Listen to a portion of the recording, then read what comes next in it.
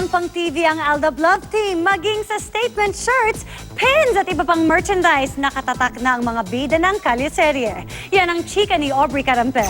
Babala. Asawa ni Babalo.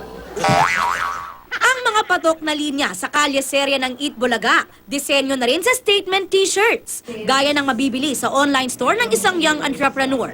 Meron ding Aldab statement shirts tulad ng #Aldab, #Kilig Pa More, at Aldab You.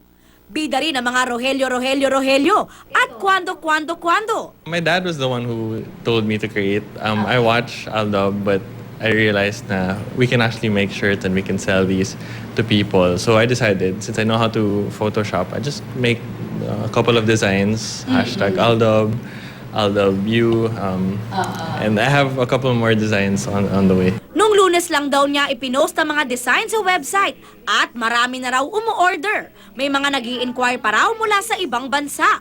We're trying to get those orders solved right now. So may mga inquiries. Yes, there's a lot. There's a lot. Ang daming inquiries. And since I'm the one running the website, a lot of people are viewing the website na rin. So we have a lot of hits online. Mabili rin daw ang iba pang Aldab merchandise tulad ng Aldab pins. Hindi rin nakaligtas sa Aldab fever ang anak ni Regine Velasquez at Ogie Alcacid na si Nate. Proud pang ipinost ni Regine sa kanyang Instagram ang first meeting ni Nate at Yaya Dab o Maine Mendoza.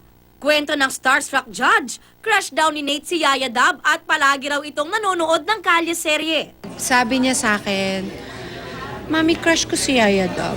Love ko siya. Pinapanood niya talaga si Aldab. Pinapanood niya. Tapos kinukwento niya sa akin. Kinukwento nga niya yung sumabit sa jeep nga si Yaya Dab.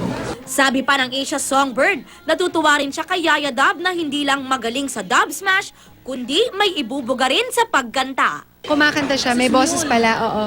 May boses pala, oo. So, na-stock ko na pala siya. Aubrey Carampel updated sa Showbiz Happenings.